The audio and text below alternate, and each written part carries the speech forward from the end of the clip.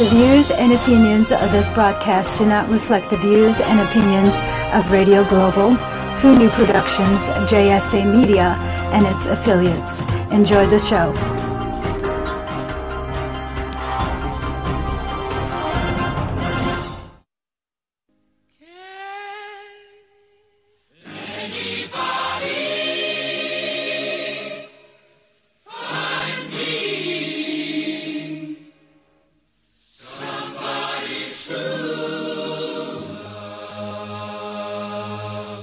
And welcome to this week's episode of Talk Time with Val. I'm your hostess with the mostest, Valenissima, and we're going to talk about, how to start up a business, how to keep it going, where you should go for ideas and tips and discussions and all of that. But first I want to ask something. Jimmy, do you hear anything about this killer clown craze that's going around right now? I haven't heard anybody killing anybody. No, but there's like a killer clown craze going around, right? Yeah. What is that about? Beats the shit out of me. They obviously got it from the news. So, apparently in Britain, there was a spate of killer clown pranks over the weekend. And this is what it is. Police have reported a spate of incidents involving people dressed as clowns, frightening or intimidating young children and members of the public. Some have been spotted carrying knives and other weapons, although nobody has yet been injured.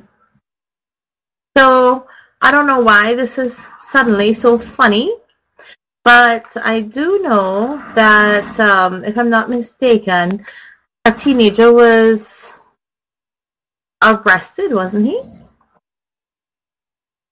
For this crap, and I do know that at least one... No, the law enforcement says there's nothing they can do about it. It's perfectly legal. They did get one guy, he was behind a bus, and he was driving with the mask on. They got him for scaring the kids on the bus or something like that. Okay. No, but apparently a teenager has been hit with a criminal record for a killer clown stunt near an infant school as the escalating craze sparked calls from police chiefs to remove fancy dress from shop shelves. So apparently they're trying to remove the clown paraphernalia from whatever you want to call it, from shelves in stores so people can't use it, right? And one teenager was actually arrested. He has a criminal record now because he decided to do it near an infant school. I guess that means it's like a kindergarten or something. Yeah, but I don't get it. You can be arrested for scaring somebody? That's horse shit. Well, I don't know. It's like, I guess it's terrorizing, traumatizing. There was a couple who left a 4-year-old at home alone so that they could go and take part in this killer clown craze.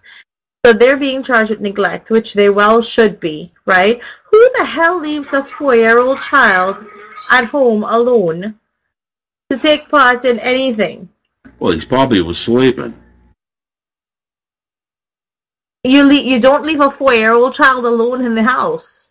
Sleeping? Yes, anything. You don't leave a child alone. Well, then I'm guilty of that.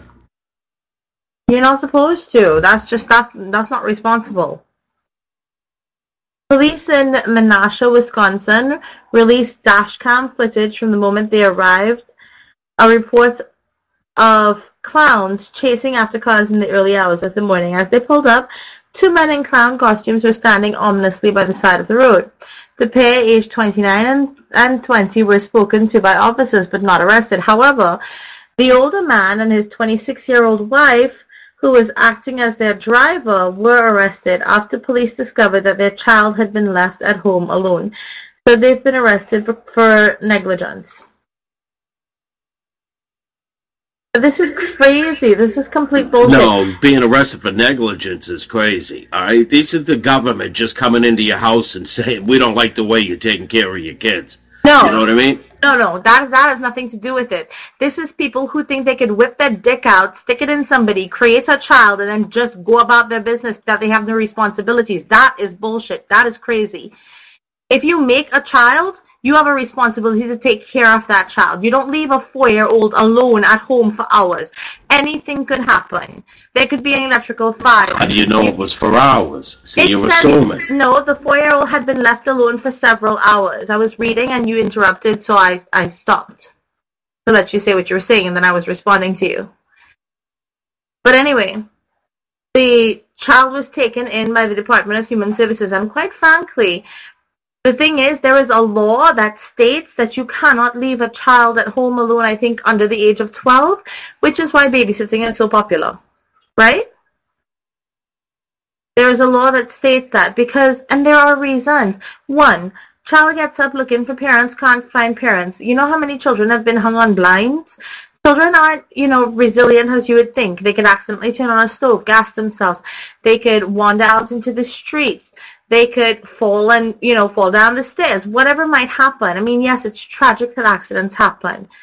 But the fact is, as a responsible parent, you are supposed to be there in case something happens.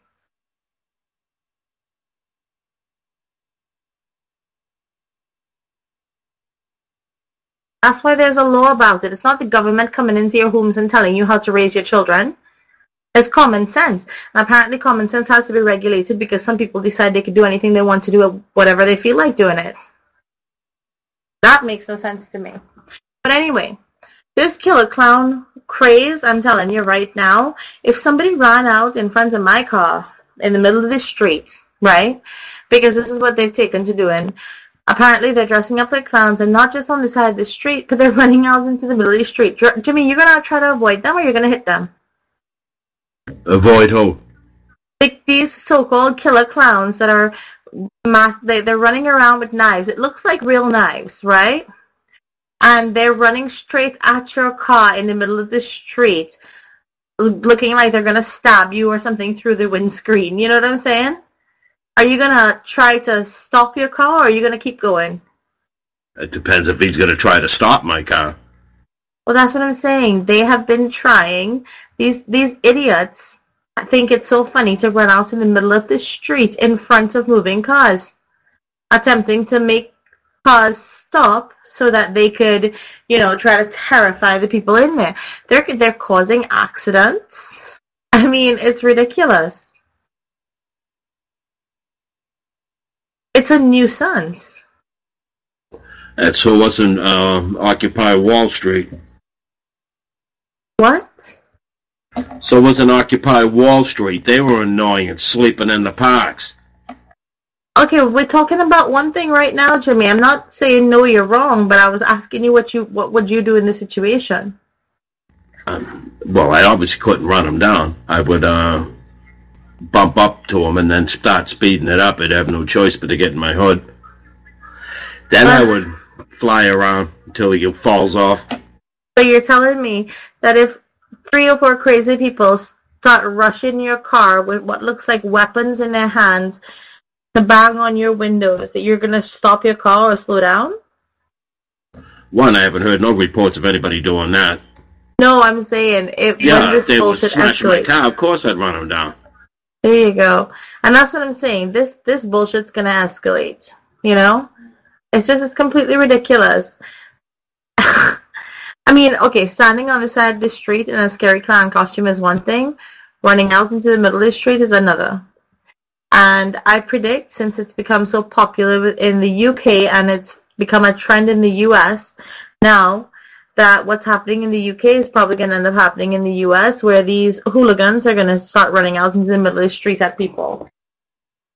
Well, the thing is, this is America and people still have the right to carry a weapon, right? Somebody gonna get shot over this silliness. Or at the very least, they're gonna get damaged with a car. Anyway, if you think this killer clown craze is funny, then you too might be an idiot. Moving on. Jimmy, we have tonight's show is about starting up a business, right? And owning your own business. Now, you have a dream for a business, right? Hello? Yeah, I don't see it realistic, but we'll see. Okay. Well, did you make your cup of tea yet? Yes, I did. Okay.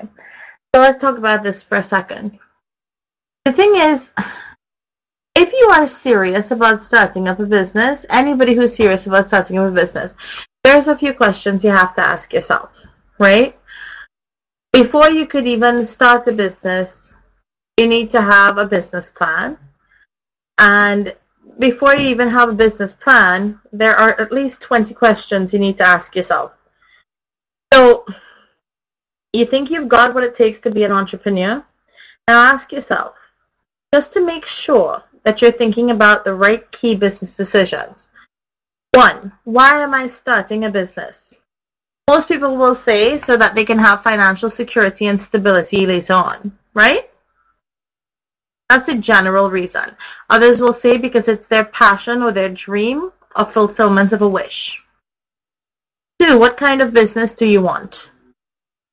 3, who is your ideal customer? Because without a customer base, you have no business. That's basically how it is. 4, what products or services will my business provide? 5, am I prepared to spend the time and money needed to get my business started? 6, what differentiates my business idea and the products or services I will provide from others on the market? 7, where will my business be located? 8, how many employees will I need? 9, what types of suppliers do I need? 10, how much money do I need to get started? And that's all important, because it's not just a matter of getting started. It's a matter of being able to run the business for 2 years before you start making a good profit. 11, will I need to get a loan? 12, how soon will it take before my products or services are available? And that's another thing. You start up a business, you have overhead costs, and you don't have the product or services available immediately, then you're paying overhead costs but not bringing any income, and that's just silly. And that's why a lot of businesses fail. 13, how long do I have until I start making a profit? 14, who is my competition? Another huge one. 15, how will I price my product compared to my competition? 16, how will I set up the legal structure of my business? 17, what taxes do I need to pay? 18, what kind of insurance do I need? 19, how will I manage my business? And 20, how will I advertise my business? These are 20 questions you have to ask yourself and have an answer for before you even begin to start planning out having a business. Once you do, then your next step is to create a business plan. Once you create a business plan, you can actually move forward from there. But I can tell you what, there is a site called ownit.com, and it's actually a pretty interesting website. The Ownit is a group of people, individuals. I think it's about 120,000 people so far. It's small business owners, right? It's a trusted network of small business owners and self-employed people supporting each other in growing their businesses. So you can join the community, and it's completely free. And when you join, you get a ton of, if you have any questions, you need advice, you need help, no matter what time of the day or night it is, you have a network of people there who are willing to give you free advice and information. The point is, you will still have to have the common sense it takes to weed out what you need to do for your business. You have to make the choices, the hard decisions, right?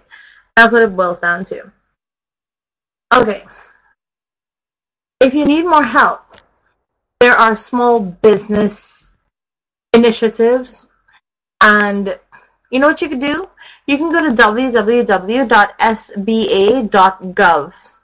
SBA is the Small Business Administration, and they will help you with everything, man, from finding out what your business plan should be, writing up your business plan, to how to start your business, deciding if entrepreneurship is for you, the 10 steps you need to start taking, what your business data and statistics will be like, understanding your market, getting business types organized, and finding a mentor and a counselor. They will help you register your business, get your business name done, tell you if you need to register with state agencies, etc., etc. They also will help with the different types of business types there are. Because you might have an idea of what type of business you want to run, but when it comes down to it, one of the decisions that you will have to make is the type of business you need to open. Before making your decision, you need to explore the opportunities that are available, like home-based or online businesses. Because a lot of businesses today can be run a lot more frugally, a lot more efficiently by using a home-based or online business, profile. Then, of course, you have tax incentives for different types of businesses. If you go to SBA.gov, it will give you different business types, green businesses, startups, and high growth. It'll explain what they are to you. If you're looking at franchises, etc., it'll explain what they are and what the best bet would be for you. Okay? All right. I think that's pretty much it because I want to move on from that. I was planning an entire show based around that, and I realized something. If somebody actually wants to start a business, then they need to take the initiative for themselves. So if you want information, call into the show. Right, Jimmy? That's it. Yeah. If you want the information, call into the show. If you want the information, you can go to the places I provided. The point is that in today's society, too many people make it too easy for other people to just coast by. And I am fed up with that attitude. I am not going to help anybody coast by. I have to work damn hard, so should you. Right, Jimmy? That's right. So, I had a little plan for a business here, Jimmy. It was kind of crazy, spur of the moment idea, but now I found myself actually thinking about it seriously. So the other day, I was talking to John. I asked him to get me a phone card so I can call Trinidad, right? And there's this phone card place called Boss Revolution. And do you know they sell unlimited phone cards to 50 countries in the world for only $5 for the month? I could pick up my phone right now and call Australia and talk to them for the next 25 days. For free. Well, no, for $5, basically. Sounds like a deal. It's a great deal. When I was looking at getting a new phone, the plans out there did not interest me because of two things. I don't want to spend $100 a month or close to $100 a month to get unlimited data and unlimited calling and unlimited texting, right? But there are a bunch of plans out there that give you just unlimited data. And the thing is, countries that are on this list are viable countries. Talking about, like, look at the Indian population in the US. So calling India, big deal. You can make some real money. Australia. Where else? Mexico. China. South America, basically. Europe. Right? Lots of places, yeah?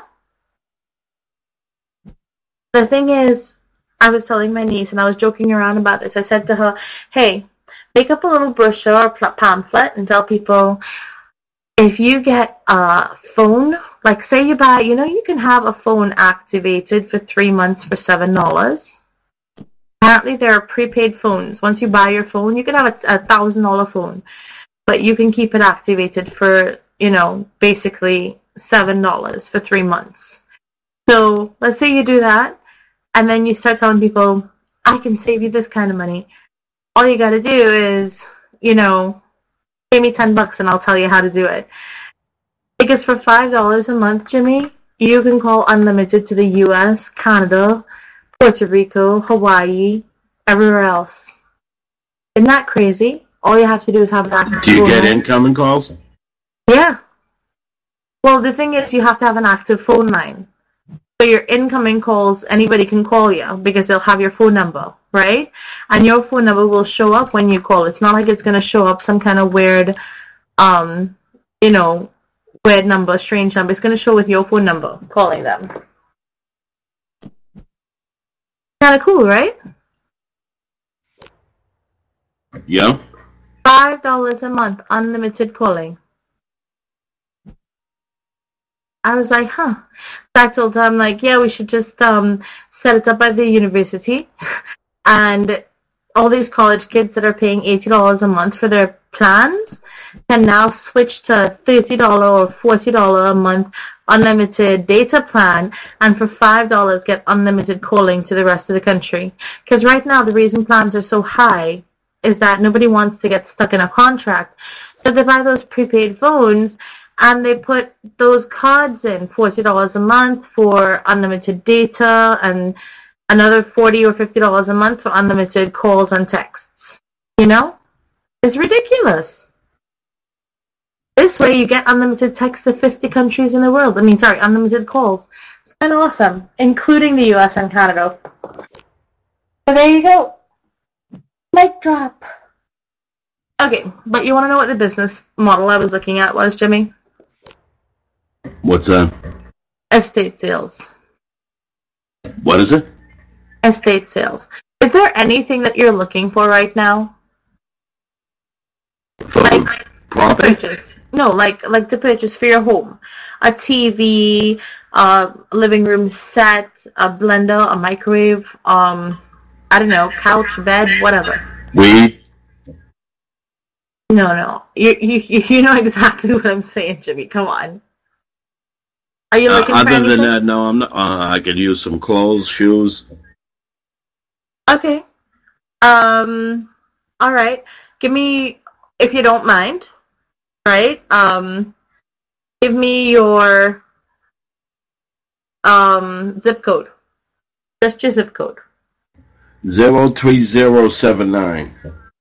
03079. All right. Let's see. And let's say 20 miles from you. Or let's say 30.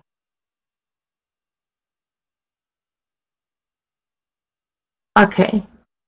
So you don't need anything, patio furniture, nothing? No. Okay. Let's see. I got patio furniture in my living room. Okay. That makes sense. It's comfortable, it's usable, why not, right? The chairs. Alright. Let's see. Is Andover less than 10 miles away from you? Yep. And what about Swan Street, Methuen, Massachusetts? That's 6 miles away from you. Methuen, yep. Okay. So this is the website I'm talking about. It's called estatesales.net, right? So here's the simplest way to save money with things that you need, but you want to see it face to face. You don't want to order it online because a lot of people don't approve of ordering it online.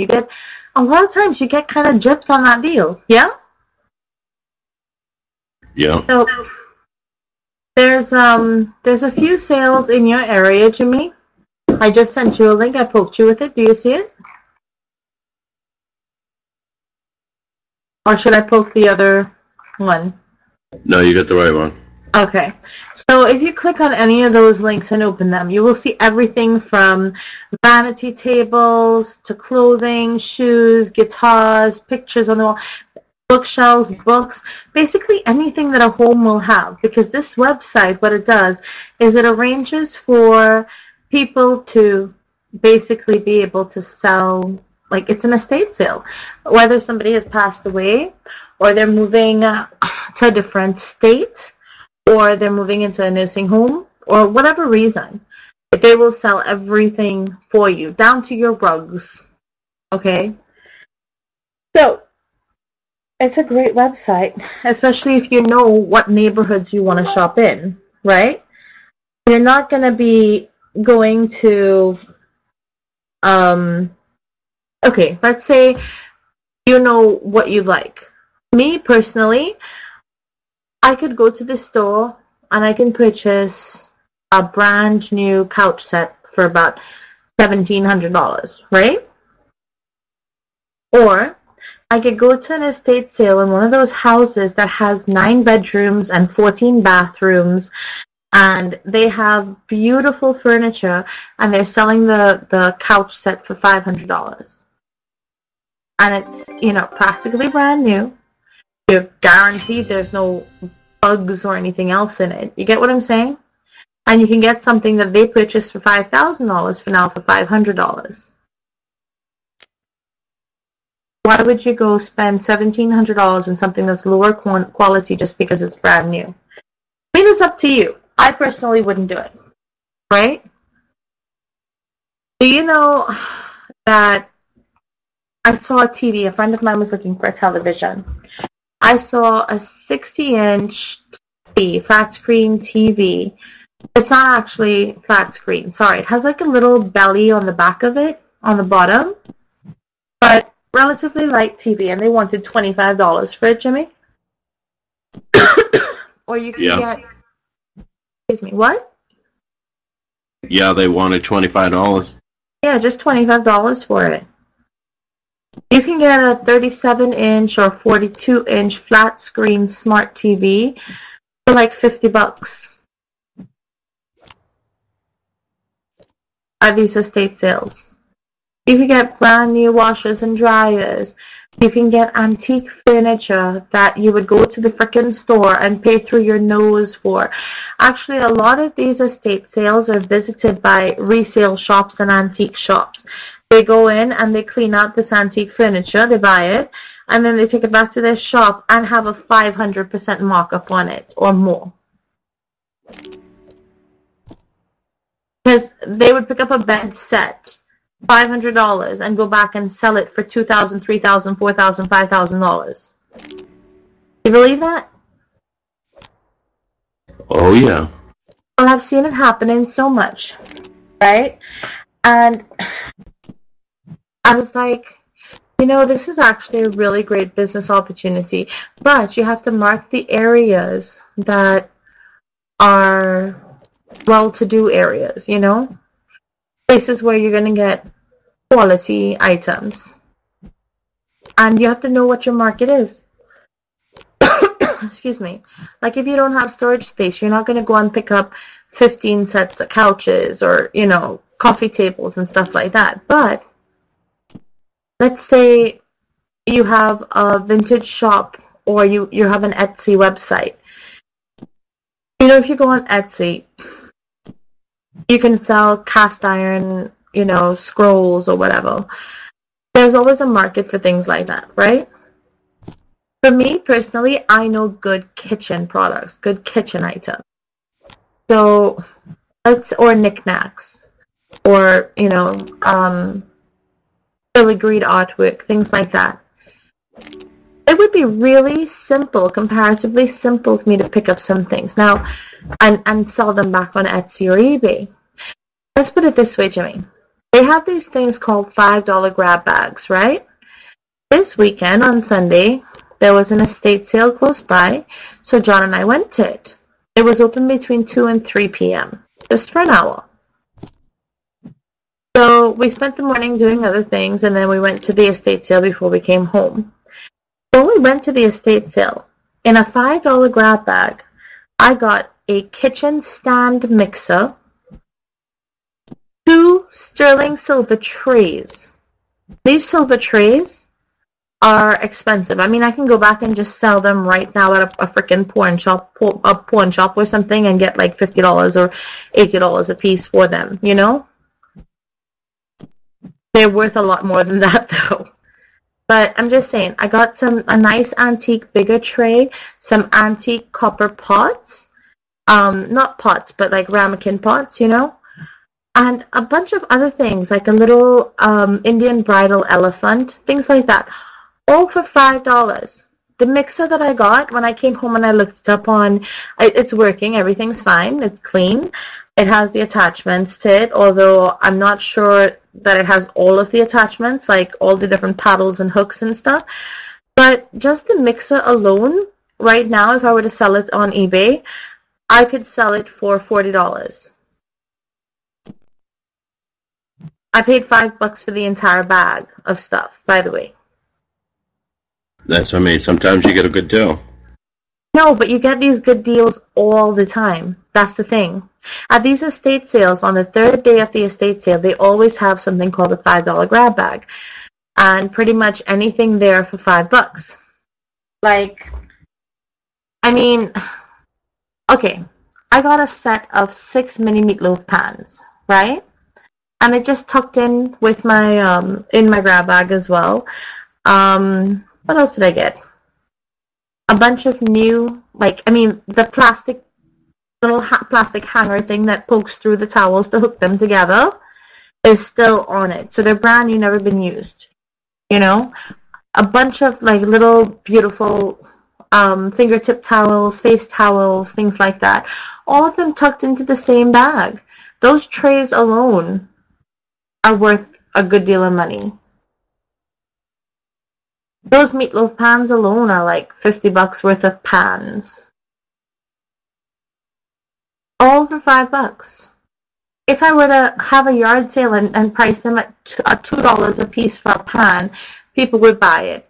The trays, I could price, you know what I'm saying? I could just, not doing anything but sitting in front of my house, I could put them out and make a profit from it. If I was smart, I'd put it on eBay. So I was talking to John, and I was like, there's a lot of times where the thing is you can go on the website, like the website I just sent you, and you could check it out yourself. And you will see a ton of different little things. And if it's stuff that's not going to take up a lot of space, and it's stuff that you know you can move, like all you got to do is go on eBay, check the trends, see what's selling, what people are asking for, what they're looking for. See what has sold, and then just keep an eye out when you're out and about. You pick up the stuff, you resell it.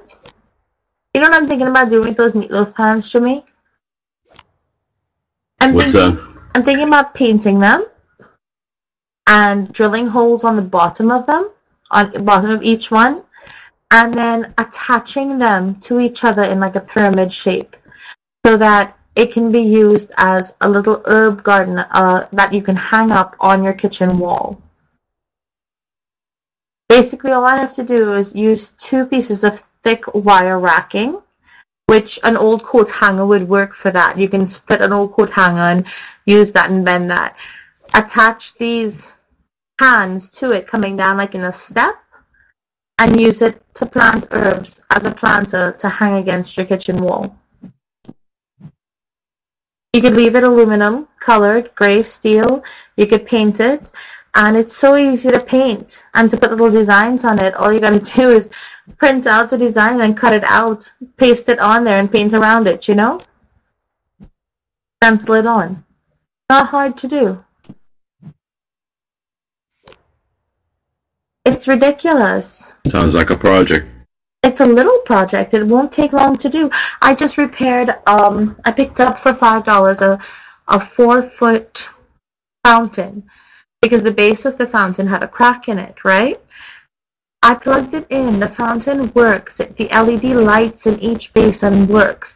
The problem is that somebody didn't want to take a caulk and fix it. I've sat down now for a couple of days and caulked and pasted it. And the crack is sealing, and now there's just like a little hole, maybe the size of, I want to say like put 3/4 together. It's about that size, right?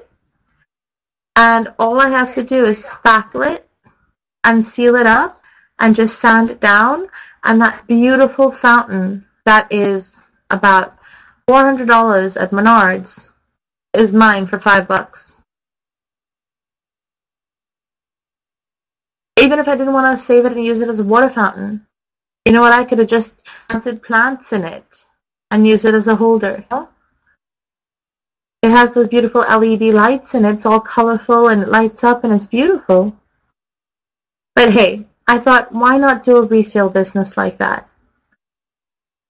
Get a bunch of stuff, make little projects out of them, and do it on Etsy or eBay. What do you think, Jimmy? Is it viable? Sounds it. John said he'll drive me around, but he doesn't want to have to do anything. Alright, we need to break for commercials because we do have to pay some bills. We'll talk more about business life, the business world, and what you can do to line your pockets when we return after these messages from our sponsors.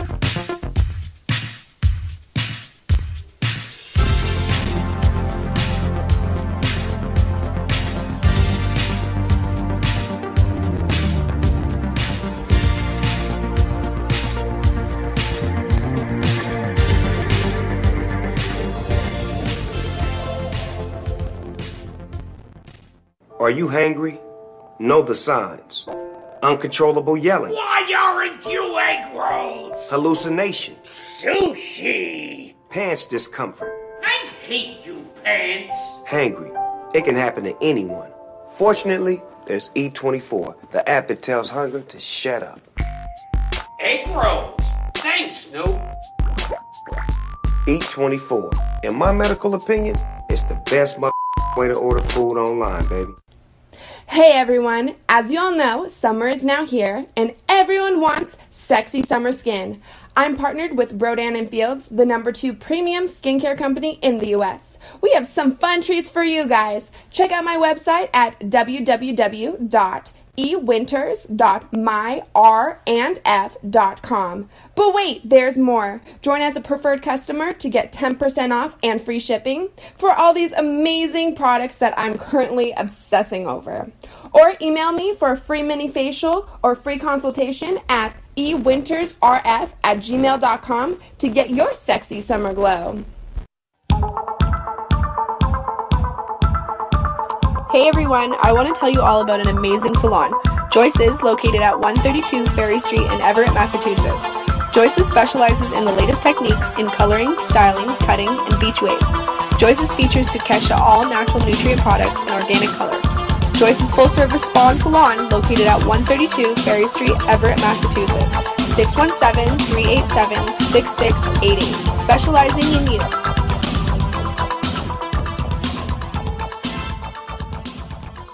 And now, another fresh insight from Roger Berkowitz, President and CEO of Legal Seafoods. If your wife can't take the time to test your tuna for purity, then why should you take the time to come to a complete stop before letting her out of the car? Just saying. Legal Seafoods. If it isn't fresh, it isn't legal.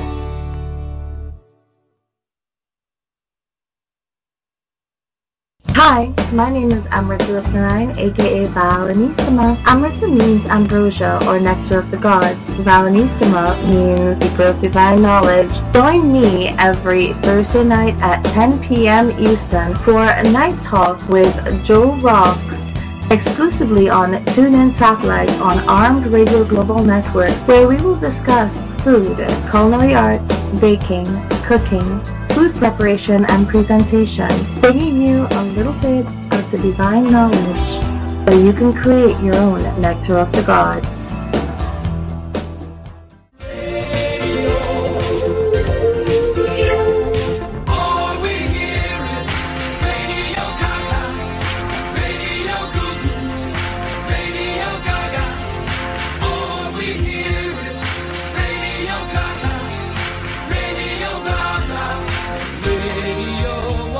Hi, and welcome back to this week's episode of Talk Time with Val. Now, we were talking about little business ideas that you can do from home with very little startup money. Something you could do, anybody could do. Jimmy, have you been on Etsy or eBay recently? Neither. Okay. So, on Etsy, just like, I don't know, just shelves, let's say storage. There's an entire section dedicated to just storage. And it's these old pieces of reclaimed wood with like 50,000 hooks on it or something like that, right? It's not really fancy storage at all, but people are paying big bucks for this type of stuff. Now, I'm not even kidding you. Like, that whole reclaimed wood thing, it's really, really in vogue right now. It's really, like, in style, right? Everybody wants it. I'm going to send you a picture right now, Jimmy. A link to a page. And on it, you will see basically what looks like 3 half shelves on an old aga footing rack, right? Something that you can basically put together with scrap metal and wood. And they're charging $175 for it. And you want to know the crazy thing? They will actually pay that money for it. People it's black pipe. I can recognize it. I can put that shit together. People have actually paid that type of price for it. Look at the reviews. There's 247 reviews, right, on this item alone. 247 people have bought it and reviewed it. Now, everybody who buys it isn't going to review it, right? So there's a market for it. It's a handmade item. Yeah, the wood looks like it came from fruit boxes. Exactly. Pallets or fruit boxes. Exactly. I mean, if you look on Etsy, you would not believe, like, you just look at things that you're able to do. For example, me, I'm good at crafting, right? I like making little planter pots and organizers and stuff like that. You know, how to organizer, like, just taking those 4 little copper pots and sticking them together and making a copper handle for it. Making just a little desktop organizer with those fluted pans. I could probably sell that to somebody for about $80 and they would buy it because it's made of copper pans. They might buy it for $120, $150. It's crazy, but people buy that stuff like that. And you want to know the crazier thing? At estate sales, a lot of copper items go for really, really cheap. In fact, I picked up these 4 pans and put them into a $5 grab bag the other day. I'm going to make that little copper hanging for myself because I like it, right? But I'm just saying, if I decided to sell something like that, look how easy it is to make money in today's society. Could you make that pipe rack thing, Jimmy? Yeah, it's just black pipe fittings, that's all. Right. Exactly. That's what gas pipe goes through. Exactly. What about a jewelry organizer? Do you think you can make a jewelry organizer, Jimmy? Is that on one of the pictures there? Here, I'll send you a different page altogether. Because the average jewelry organizer, especially if it's sanded and varnished, not painted, goes for about $80. Right? Look through that page I just sent you, and you'll see some ridiculous prices for some things. There's $95 for a coat rack shelf with a side swivel hook, right? And the thing is, if you look at it, it's old pieces of barn wood or something, reclaimed wood, that's just sanded. It still has some of the old paint on it, or it's brushed on. It's not really even stained, although you could, whatever. You buy some Which picture are you looking at? Okay, hold on. I will send you the link. It's called Coat Rack Shelf. This ain't the same one with the hooks and fixtures? Yeah, it's on that page, but here, hold on, that's the page. That's the one I'm looking at right now. It's a rustic coat rack shelf in different lengths to choose from, right? 24-inch wide has 3 hooks. 30 inches wide has 4 hooks. Up to 60 inches wide with 9 hooks on it.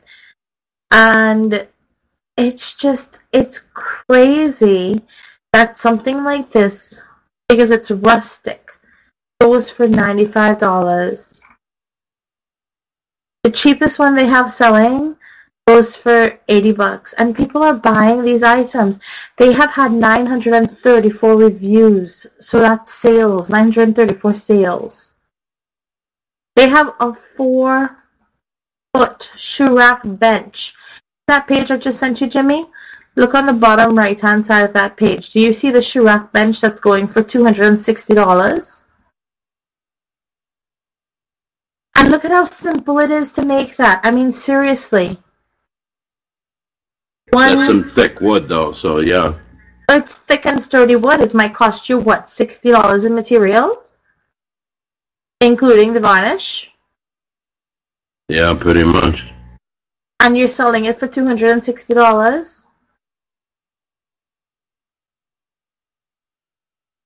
People are buying it. You're buying it? People are buying these things. Oh, these yeah, items. I was going to say. I wouldn't buy that. Hell, why would I buy that? I know what a hammer looks like. I know what a saw looks like. I don't even need to know what a saw looks like. I know what Home Depot looks like. If you go into any construction yard, lumber yard, or like a Home Depot and you tell them you need these pieces of wood, they will cut it for you. That's a lot.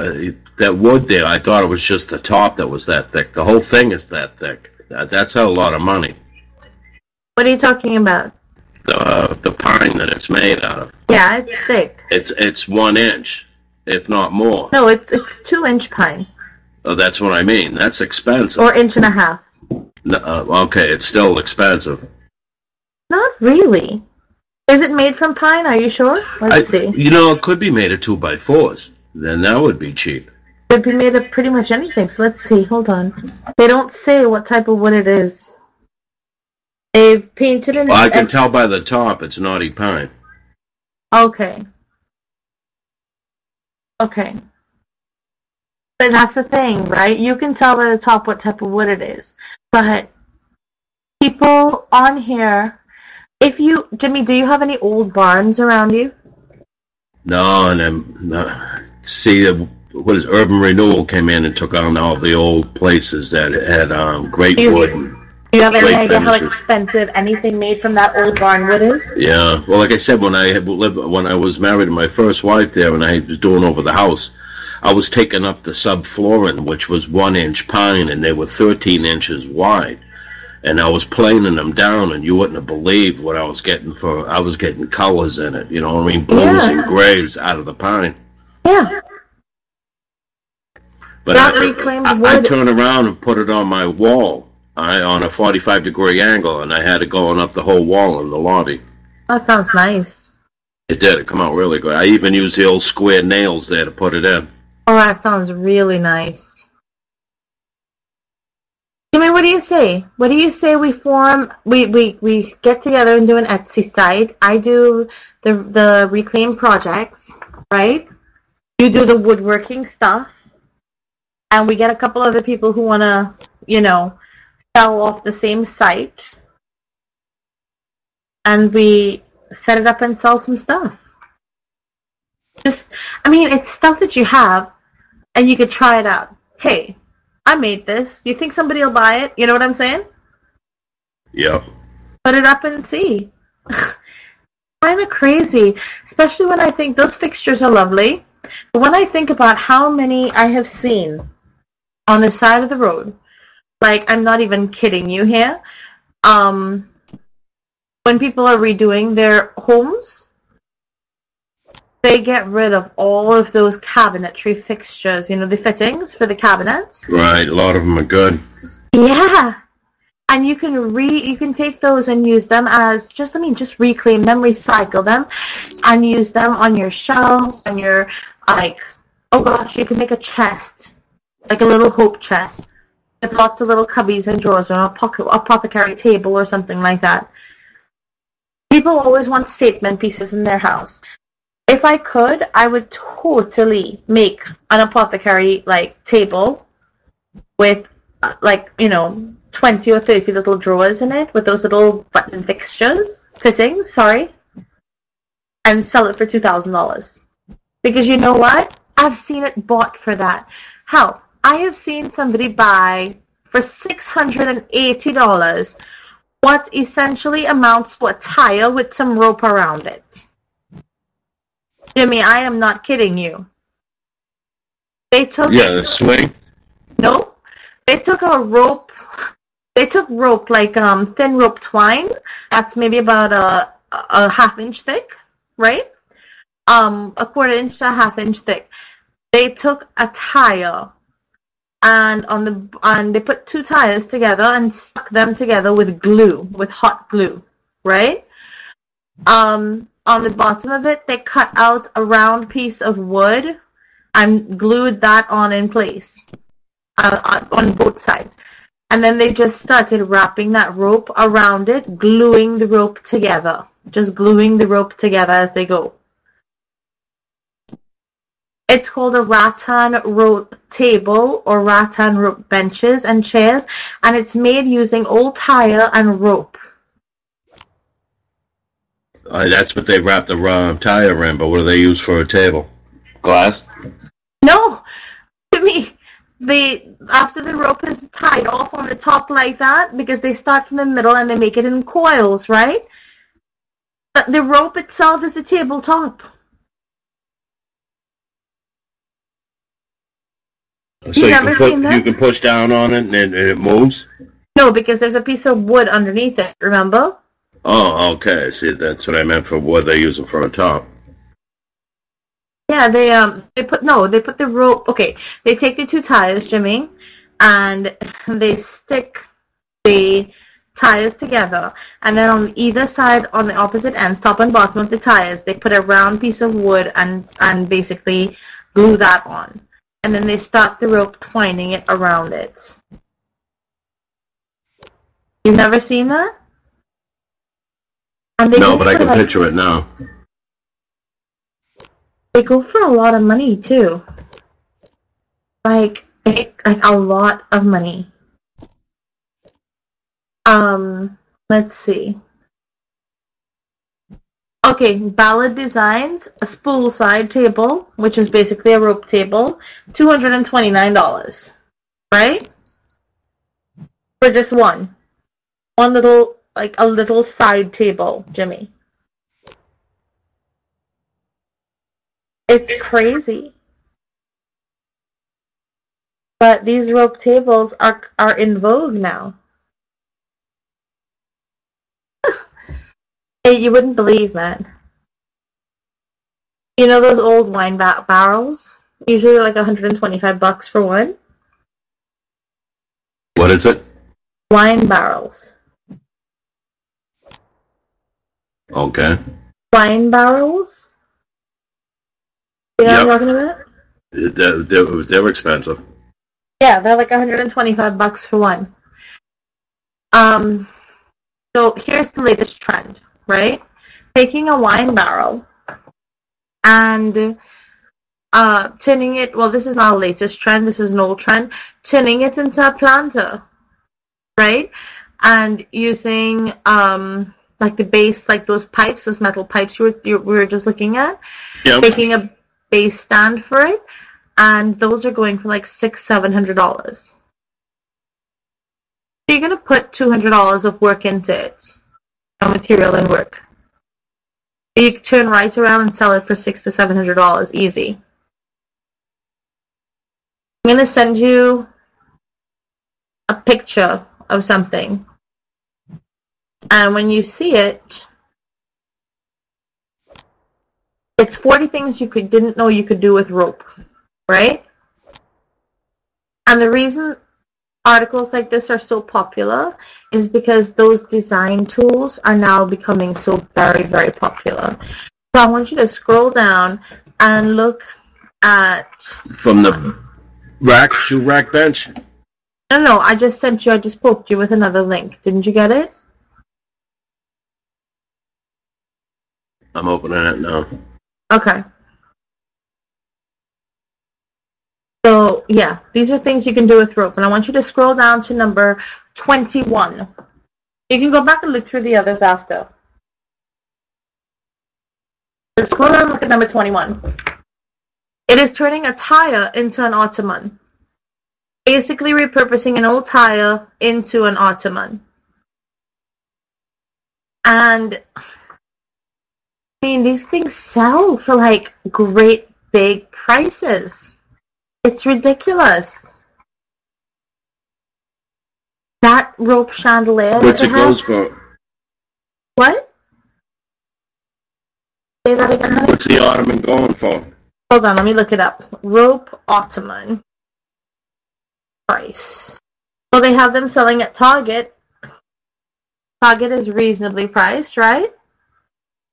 $154.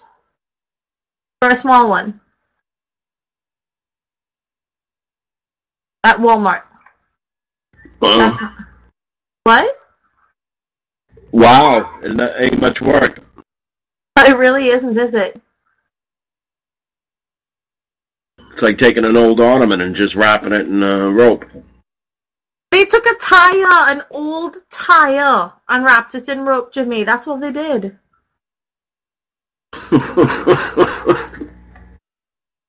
I'm not even kidding you. A rope poof, which is another word for an ottoman, on Google, on Amazon, for a 16-inch one, $131. A 14-inch is $129. Now imagine a 16-inch, Jimmy. Isn't that the size of a pizza? Yeah, pretty much. That's the size of the ottoman or poof that they're selling for that price.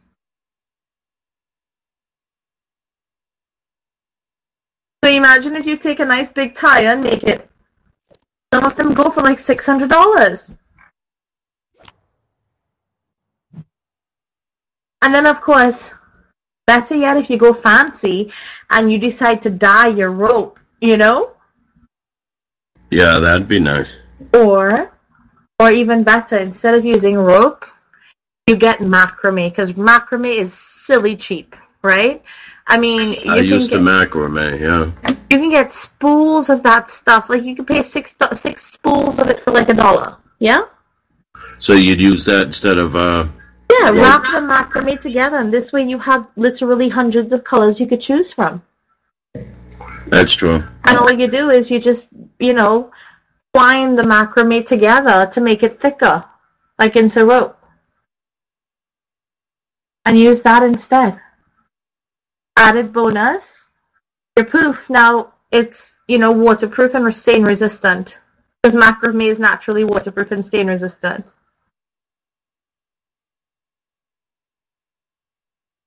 Yeah, it is. It's like a plastic. So look at how crazy cheap it is to do that stuff and how much people are paying for it now.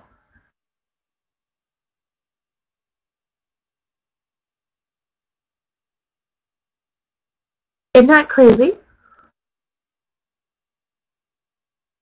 What do you say, Jimmy? You want to start making them and selling them? Yeah, I know. Undercut Walmart? Hell, save the world in the same time. How many used dumped tires are there all over the damn place? You know what I'm saying? Yeah, I know. And that's not even half of the things that you can do. I mean, that's just one idea out of literally hundreds that's floating around in the design world today. Okay. Have you seen, what a crate looks like, right? Like one of those pallet crates that basically you can stack your goods on in a grocery store or whatever, warehouse? A pallet? Yeah. Yeah. And you know that there are old-fashioned crates that like onions and apples and things used to come in box crates that are made like that, right? Right, they still do. Good. Do you know that has become a huge trend as well for the crates? I actually was looking for a couple of old crates because I wanted to turn it into a spice rack shelf. I would have sanded it down and varnished it to match my dining room furniture, and basically using the crate, like the bottom of the crate would be standing against the wall, flat against the wall, and you have now this boxed shelf that's sticking out, and you can place pretty much anything in it. And because they have grooves in it already, it becomes even easier to place a little metal rack to hold a picture frame or a dish or candle holders or a spice rack. They have become so freaking popular, it's ridiculous. The reason they've become popular is because they're so sturdy and so efficient that you can attach more little crates to the side of them, and now you have more counter space because, like, let's say you screw onto the edge of it, the side of it, a holder. You can now hang plant pots from the side of it in your kitchen. You know what I'm saying? Little easy ideas, and people are playing out the wazoo for it because, and this is so sad, but this is the state of where things are. You know how to do those things because why? Because you learned them in school and because it was just natural to know those things growing up, right? It's Yeah, not playing in see, there's difference between carpentry and cabinet making, and that was cabinet making. That's where you got to use all the planer, the big saws, the table saws. You got to make furniture. right. Yeah, and cabinets. That's I took both. In school. Yes. Those are no longer options in school. I went to a trade school. In the beginning, they give you four classes you can take in the very first year. I took cabinet maker. But I'm saying, even if you weren't skilled like you are, would it have been hard for you to take an old crate and stain it and turn it into a shelf? No, I mean... It's common sense, right? Yeah, you would think anybody would be able to do it, right? But here's the thing, Jimmy. In today's society, kids don't feel comfortable working with tools anymore. Young adults don't know how to do those things for themselves. Young people between the ages of, let's say, 18 and 28, who are getting their own little apartments and starting to finish and whatnot, or even going into the age of 35, they don't know how to do those things for themselves. It's easier for them to throw money at it and get something like that than to make it for themselves.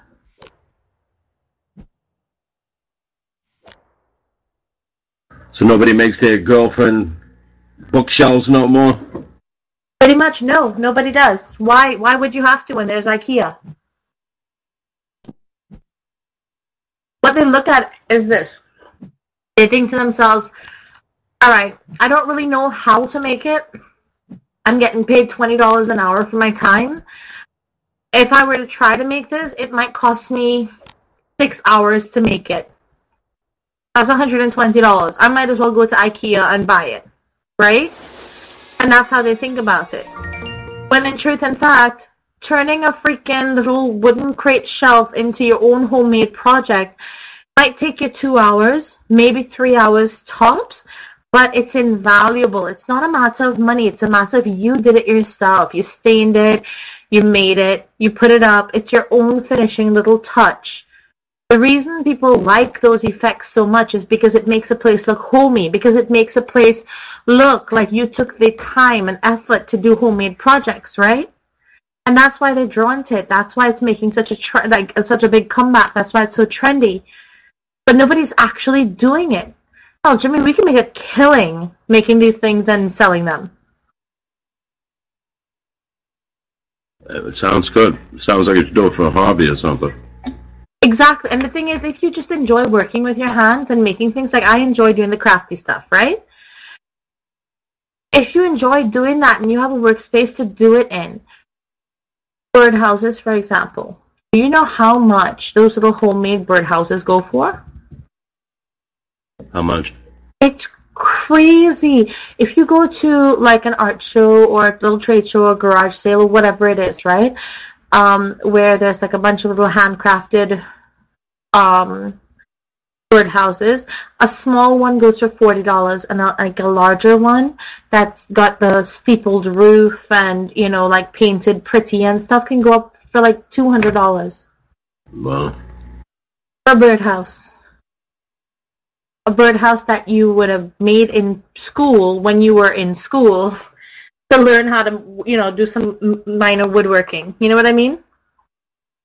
Yeah.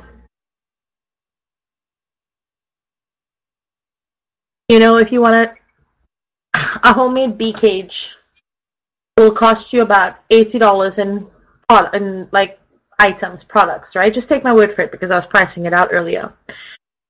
Do you know how much it costs to get a homemade bee hive? Sorry.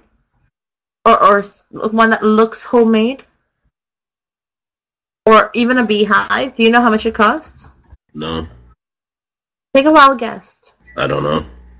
Just a wild guess, Jimmy. What do I say? $600. Okay, that's not far off. If you were to use an autofill frame, right, you could pay $600 to $800 for it. A regular box-shaped beehive will start you off at maybe, I don't know, $80, $90, right? But for $80-$90, you could make the one that you could spend like $300-$400 for. Right. And a lot of people are taking up beekeeping because bees are dying out. And without bees, we're all going to die. Nothing to pollinate anything. We're not going to have fruits, vegetables, oxygen, you know? Exactly. You lose the bees, you lose a lot. Exactly. And a lot of young Can't people... mass feed or mass produce food. Yeah. And a lot of people are realizing that, which is why there has been a huge movement towards keeping bees. Plus, a friend of mine, he keeps bees, right? You know Mike, don't you? He's been in here a few times. McGee. Oh, yeah. Okay. So I call him Hot Sauce, right? So he keeps bees, you know. Do you know that a small bottle of honey, he sells his honey for $13 a piece? Oh, really? Yeah, because it's good quality. I know when I've gone to the farmers markets and I've gotten that great quality raw harvest honey, I have paid $8 for like a tiny bottle, like not a tiny bottle, but a small bottle. You know, it's like an 8-ounce bottle or a 10-ounce bottle or something like that. Not even a 10-ounce bottle. But yeah. I couldn't tell you what I paid for honey. It was so long ago. If I go to the botanical gardens and I get natural harvest honey, I could pay $16 for an 8-ounce bottle, which is what I do. But that actually is a medical thing for me because I have so many allergies that, quite frankly, using that honey in my tea or whatever has allowed me to build up a resistance to the pollen count and, you know, different allergens in the air here. Because before that, oh my god, I can't even begin to tell you how much I was spending on allergy medication walking around with cotton mouth constantly. Alright, I see it. We need to break for a commercial. When we get back, we will discuss more on homemade things that you can do to turn a profit after these messages from our sponsors.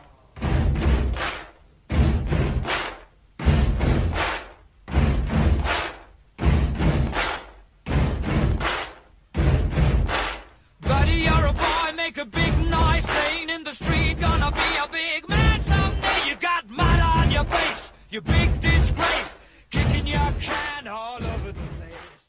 Are you hangry? Know the signs. Uncontrollable yelling. Why aren't you egg rolls? Hallucination. Sushi. Pants discomfort. I hate you, pants. Hangry. It can happen to anyone. Fortunately, there's E24, the app that tells hunger to shut up. Egg rolls. Thanks, Snoop. E24. In my medical opinion, it's the best way to order food online, baby.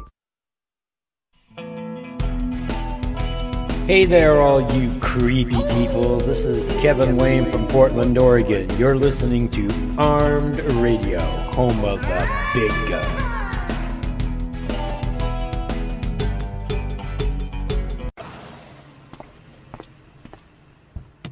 Hey, Dan. How's the day going so far? My day? Couldn't be better. You pull up less than 3 minutes after I open my Lyft app, and how do you greet me? With a kind hello? Just delightful. Great. Care for a cookie? A cookie? A chocolate chip cookie? You know, I'd love one. Sure. Hey, let me ask you something. How did you know I love this song? I mean, come on, it's the Cold War, kids. Everybody loves them. Whoa! Who taught this guy how to merge? That was a fantastic merge! Couldn't agree more. That's it? That's all this costs? What's this thing running on? Smiles and high fives? You son of Mike, I love you! Thanks. Have a great day. Lyft.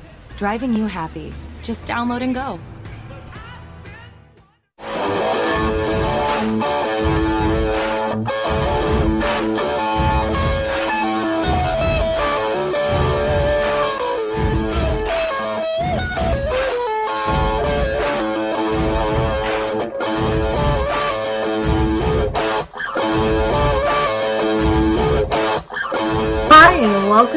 to this week's episode of Talk Time with Val.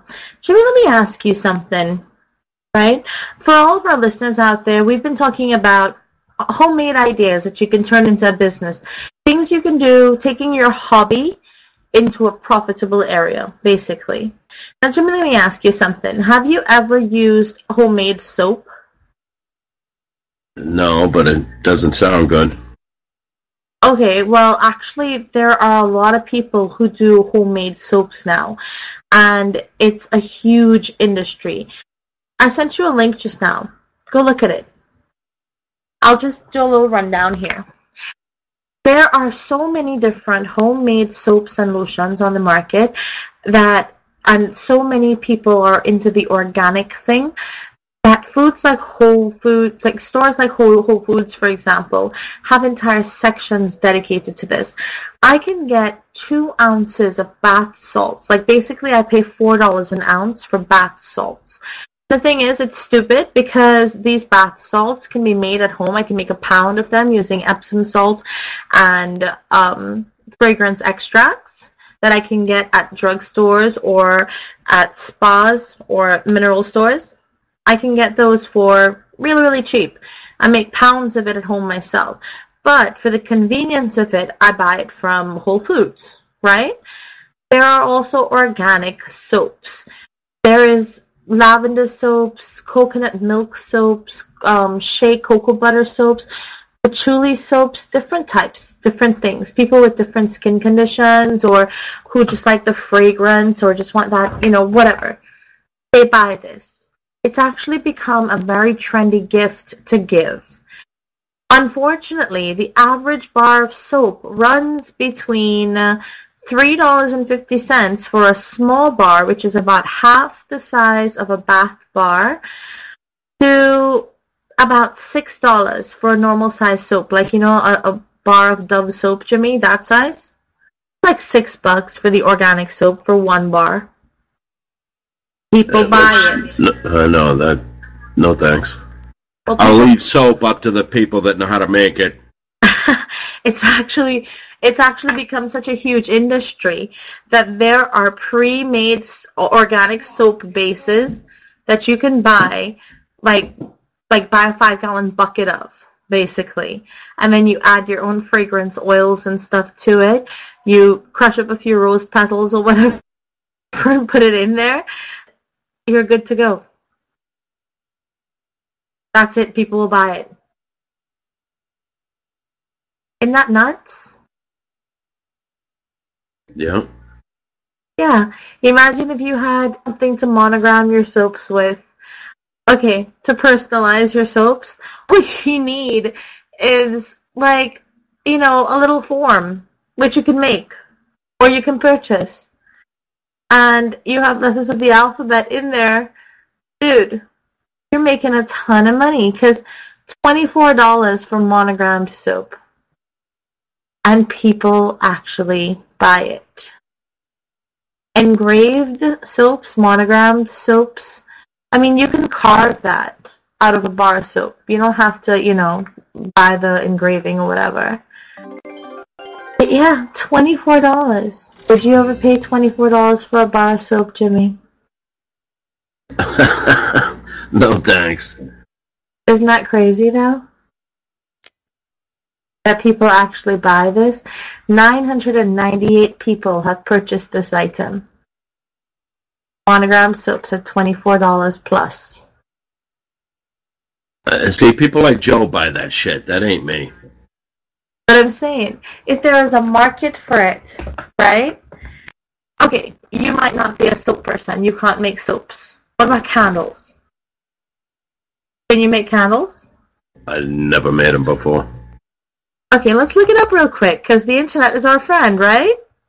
How to make scented candles. What do we get, a bunch of bees for beeswax? No. You can make scented candles. You can use soy wax candles, apparently. How to make Which your are the own ones scented... that last long? What? But to the candles that last long. Some of them, they're gone in the night, and others, they last for days. Oh, well, I know Same size candle. I know that my soy candles usually last for a couple, like, they don't last as long as regular wax candles do. But there's a lot of different things you can use. See, the thing is, if your rope or your wick, if you use, like, a normal wick tab,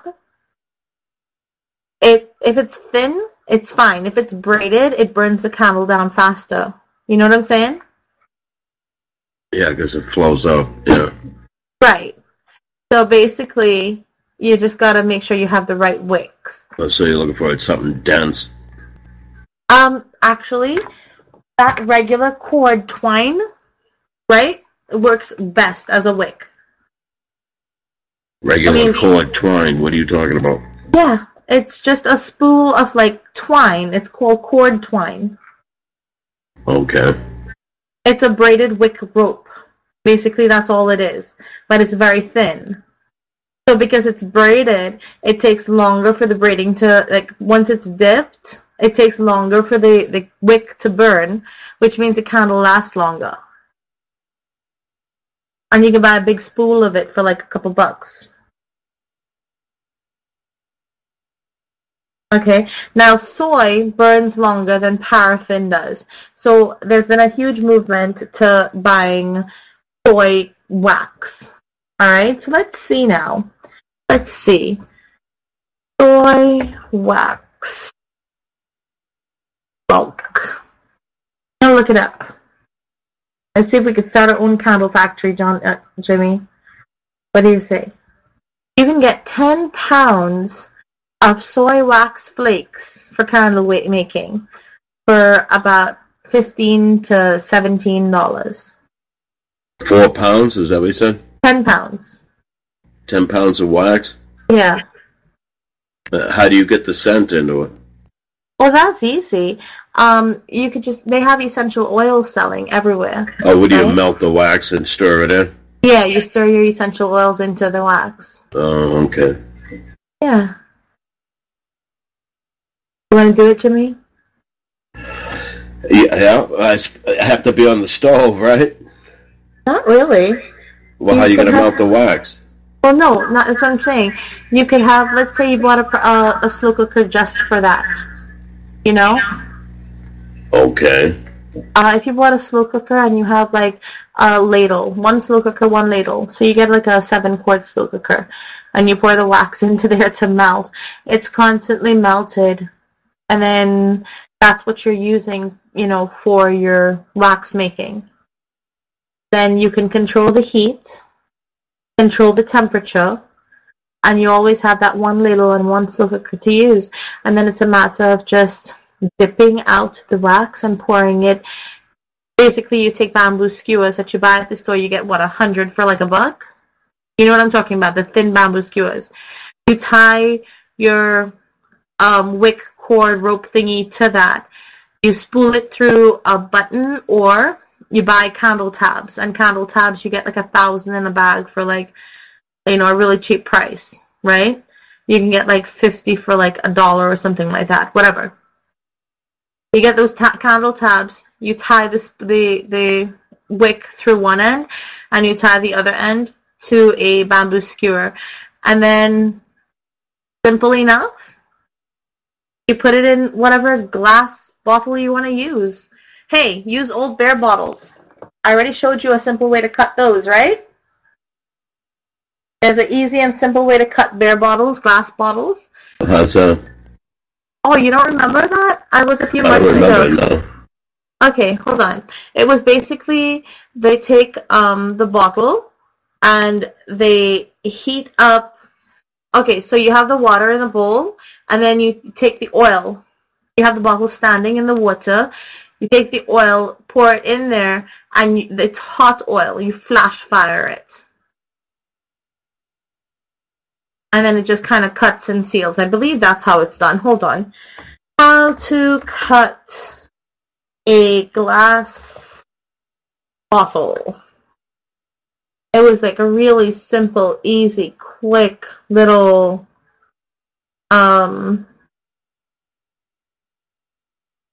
video. Could just use jelly jars, no? You could use jelly jars, but why go through the expense when you can get it for free? Yeah? Well, you'd have to sit down the edge of the glass or something. No, it flash seals it. It's all perfectly done. Or you could just buy a bottle cutter, $37.50, made in the USA, a wine bottle cutter, bare glass bottle cutter. You just buy one of those and cut your bottles. I mean, you could go and pay, let's say you pay $8 for a dozen little jars, right? Then basically you're adding that cost onto your candle, yeah? So if you could keep it neutral and use those old bare bottles and then sell it as something kitschy, like earth-friendly candles. You know, earth-friendly soy candles made from recycled bare bottles. It's a gimmick. People are going to buy it because it's earth-friendly. You get what I'm saying? Yeah. And then the thing is, once you cut the bottle, you can stick one end onto the other and turn it into a wine glass shape and sell a set of 6 candles like that in that wine glass shape of their favorite beer product. There's a lot of marketing things you could do with it. Great little, tip. Yeah? Yeah. People buy that stuff. Hell, I was at, this was a few months ago. I can't remember exactly when, but do you remember me telling you that John and I went to the world's biggest garage sale in Collinsville? No, never heard of it. Okay, well, it's once a year that they have it, and apparently it's something called the world's biggest garage sale. And when I went there, it was literally people taking, like, all kinds of reclaimed things and making new items with it. And those bare bottle margarita glasses and wine glasses and stuff that they made, they were selling them for like $20 for 6, or $20 for a pair if it was a old-fashioned bottle, or like regular Budweiser glass bottle, $20 for a set of 6, right? Or $25 for a set of 6. And people were buying them. Now, if you have a glass cutter that you invested $37.50 for, and you drink Budweiser or Heineken or whatever type of beer, and you just cut and seal those bottles off and stick them together, how much is it going to cost you to actually cut and seal those bottles off and stick them together? Used bottles. Seriously. Aren't you making a hefty profit charging $20 for 6?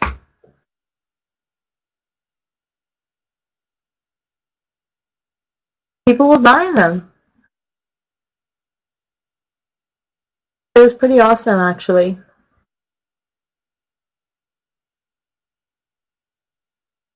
So anyway, there are lots of easy to do homemade projects that can make that can make you some money. And in this economy, we all know that, having a second job is probably necessary for most people, right? So having a second way to make a living, well, that's just freaking awesome, isn't it? Going to a specialty business can be risky. But if you look at the market trends out there, and this is just ideas from Etsy alone, and if you were to go on Pinterest and look at half of the things on Pinterest, Jimmy, did you start your Pinterest account yet? No. I think I had given it to you a while back. Are you sure you didn't?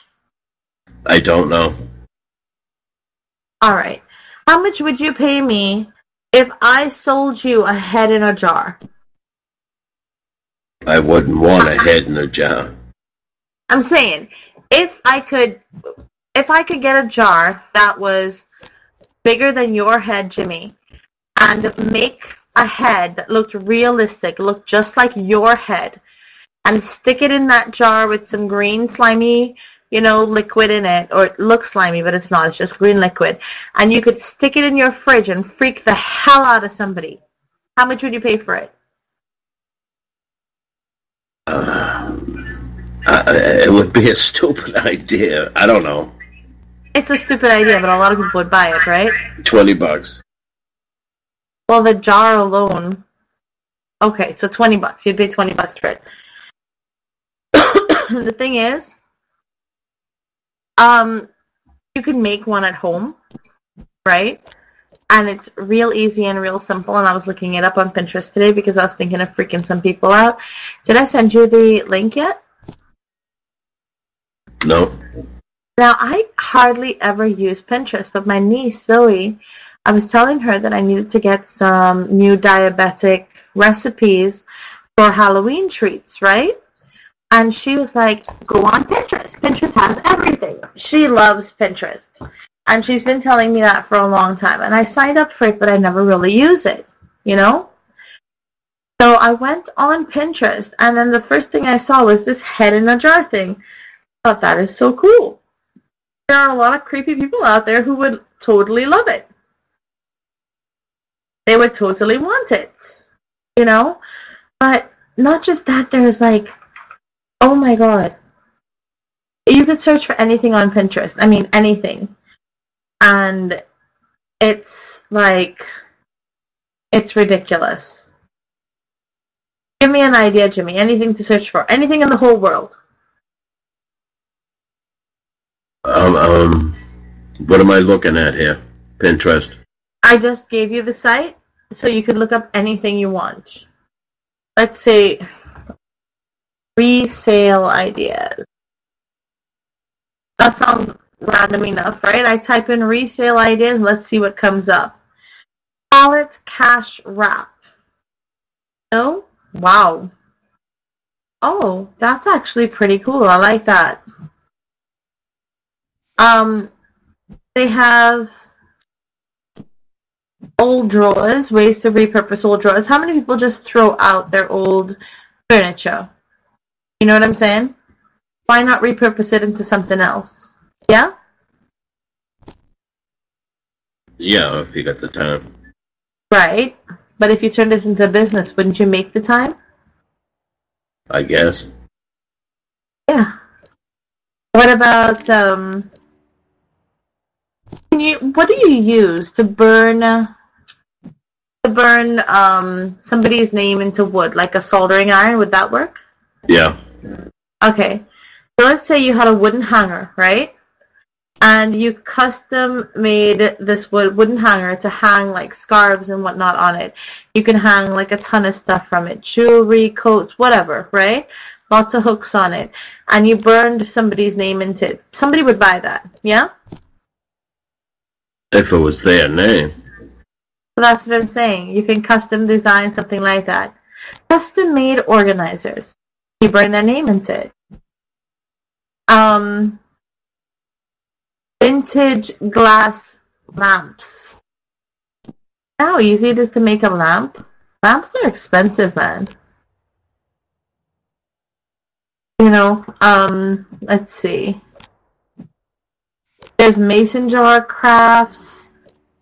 Display cabinet using an old window and salvaged parts. Actually, that's pretty cool. I might tag that one because I might want to look at that one later. Actually, I like it. But Pinterest has a ton of ideas for the strangest things. You can take an old vintage silver-plated serving piece. Jimmy, how many? Okay, I don't know if you've seen them. I've seen them tons of times. I go to these yard sales, and the dishes and silverware and stuff are always like $2 for the entire drawer. And they will have that old-fashioned stuff that's kind of rusted, And they'll be like $2 for the drawer, $1 for the drawer. Sometimes they'll just be like, just take it,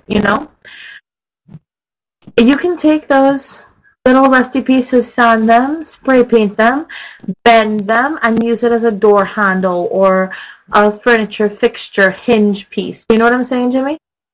What do you call it? A fitting? Is that what it's called? The knobs and handles? For the cabinets? Yeah. Yeah. Yeah. Have you ever thought about that? Hinges and knobs.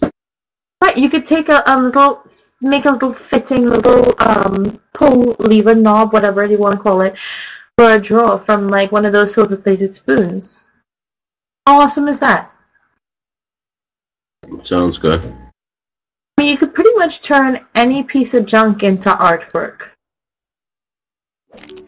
Or, you know, one of my favorites was a beer bottle table. Bottle cap table. I saw that on a DIY project. Now, it's something I will never do because it's too painstaking and I don't work with resin. But I just thought it was freaking awesome, man.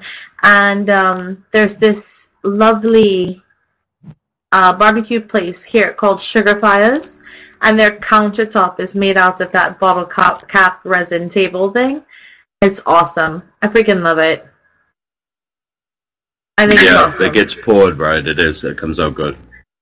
Well, it was poured right, I guess, because it was just beautiful. Looked like amber. Looked like it was set in amber. Would you ever think about making chairs and tables out of old gardening tools, Jimmy? No. But you know that there's going to be some weird person in the world who that would appeal to, right? Yeah? I'm sure it does. Okay. I am going to paste you a link. This is so strange. It looks like a shovel that they turned into a chair. You have to tell me what it is, because I'm looking at this and I feel like I'm looking at some type of Salvador Dali painting or something. It's pretty cool. Now, we have to break for commercial, people. When we come back, we'll have more of this when we return from these messages from our sponsors.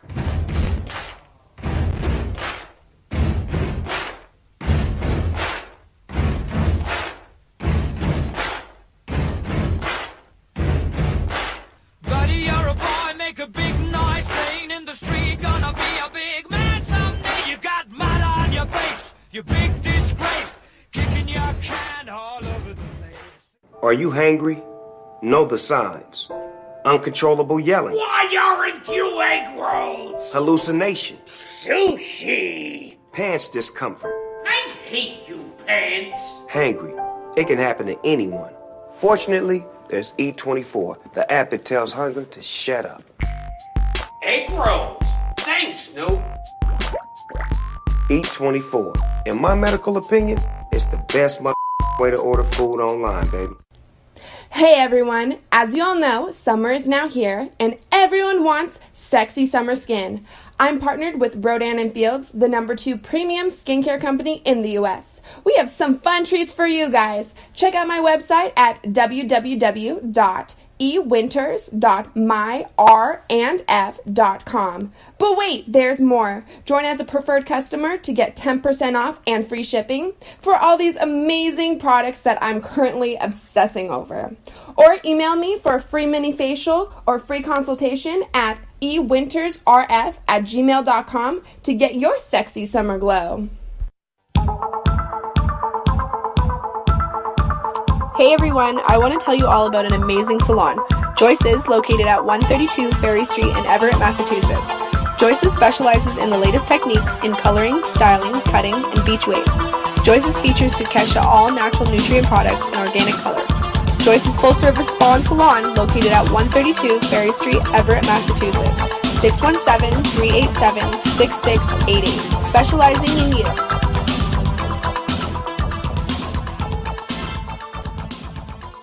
And now, another fresh insight from Roger Berkowitz, President and CEO of Legal Seafoods. If your wife can't take the time to test your tuna for purity, then why should you take the time to come to a complete stop before letting her out of the car? Just saying. Legal Seafoods. If it isn't fresh, it isn't legal.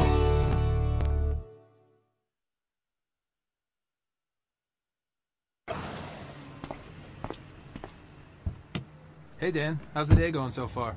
My day couldn't be better. You pull up less than 3 minutes after I open my Lyft app, and how do you greet me? With a kind hello? Just delightful. Great. Care for a cookie? A cookie? A chocolate chip cookie? You know, I'd love one. Sure. Hey, let me ask you something. How did you know I love this song? I mean, come on, it's the Cold War kids. Everybody loves them. Whoa! Who taught this guy how to merge? That was a fantastic merge! Couldn't agree more. That's it? That's all this costs? What's this thing running on? Smiles and high fives?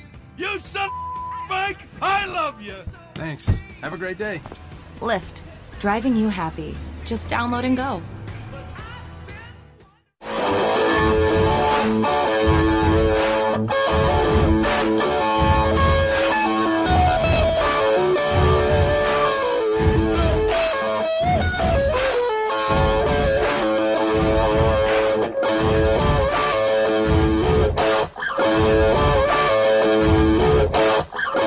Hi, and welcome back to this week's episode of Talk Time with Val. During the break, Jimmy and I were looking at some beautifully made tables that would be really inexpensive to make, but that are selling between, for the small ones, about $1,000, the big ones, about $3,000. Isn't that crazy, Jimmy? Yeah.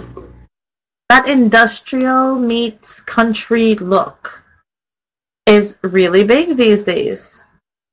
I'm looking at the item details for this one table right now. It says it comfortably seats 6 and folds to fit in a closet.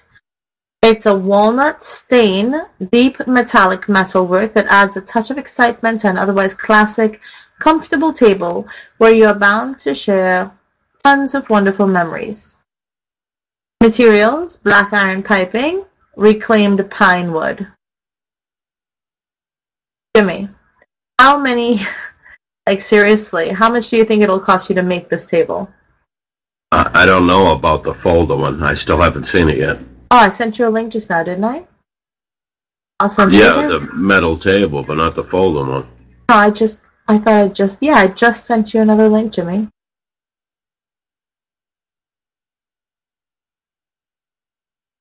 Go to the first picture on that page, and you will see the folding table. It's basically just hinges. Oh, they attach it to the wood and the wood turns. Yeah. I see. I was wondering how they were going to get the metal to bend. Right. They attach it to the wood, and the wood is on hinges, the table is on wood, and that way it's there. And it locks into place. Yeah. And it folds up. If you notice, there's like a little piece on each side that kind of just locks the legs into place. Right. Yeah. So a little table like that goes for what? $875. Wow.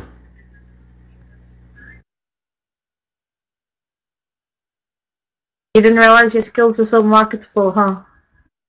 I know it. I would need a pipe cutter. That's the only problem. How much does a pipe cutter cost? A lot of money. Over $1,000. Okay. But I could also... Wait. Over $1,000 for an industrial pipe cutter? Right. What do you need? Like, what kind of pipe cutter do you need? Because I see some here for like $12. Yeah, those are nothing that would... You need a steel pipe cutter. Yeah? Yes, black iron. Black pipe. Oh, so black pipe is different? I'm not sure if it is, because it's the only thing you use the... what did we just said? It was over $1,000? Yeah. What? The table? Oh, the pipe cutter. It only cuts black pipe. I just found... They have other pipes. They're not black, but it's the same material. No, I looked up black iron pipe cutter, and there are different ones that you can get. A more expensive one is $437.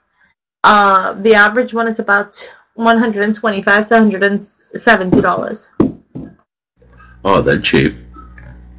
Yeah. They've come down.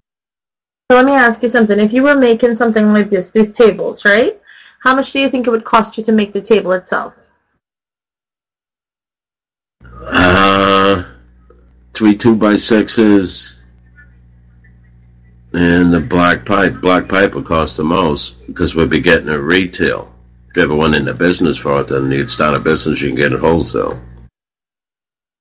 How much does black pipe cost? That whole setup, not more than $50, I don't think. Really? So with the wood and the black pipe, what are you looking at? I'm not sure, but see, a lot of the piping is nozzles are fittings, and those are expensive. The pipe itself really isn't that much.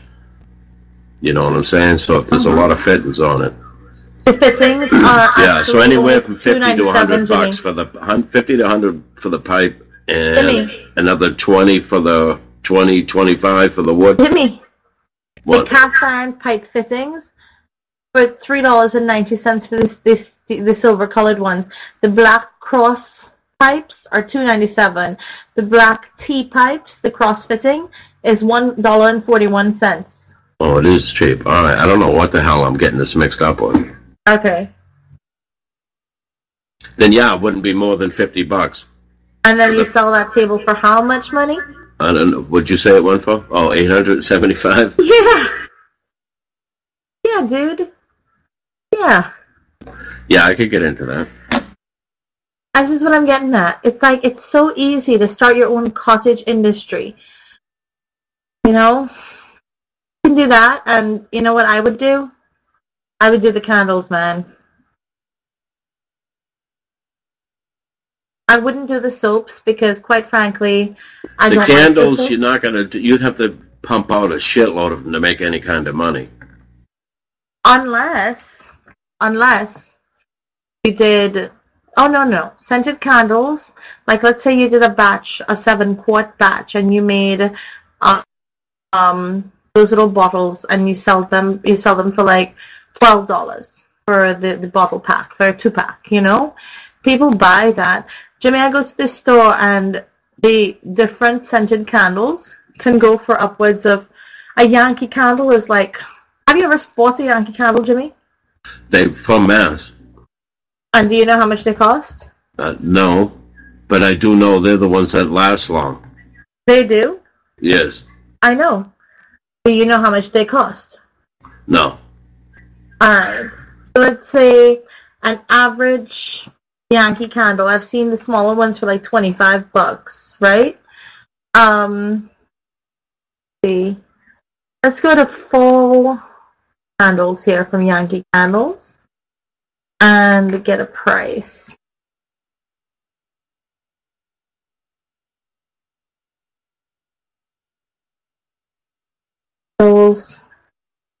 Are there no prices here?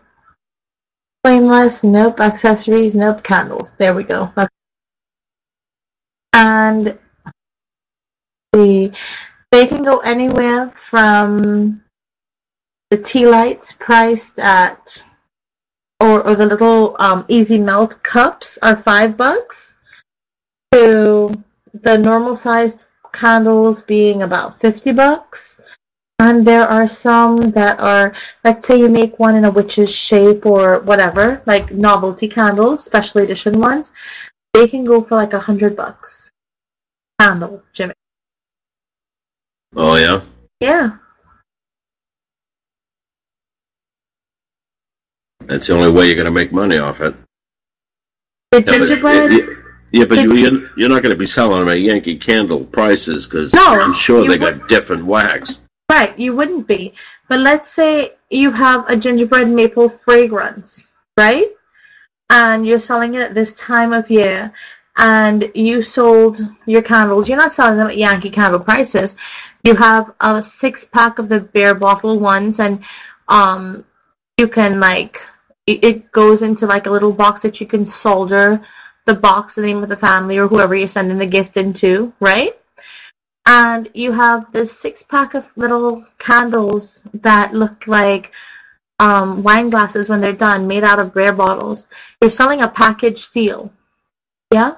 Or you sell a 2-pack. in just a pair of them in a little wooden crate box that you make. I mean, you sell that for $30 and somebody will buy it, and it's going to cost you about $3 to $5 to make it total.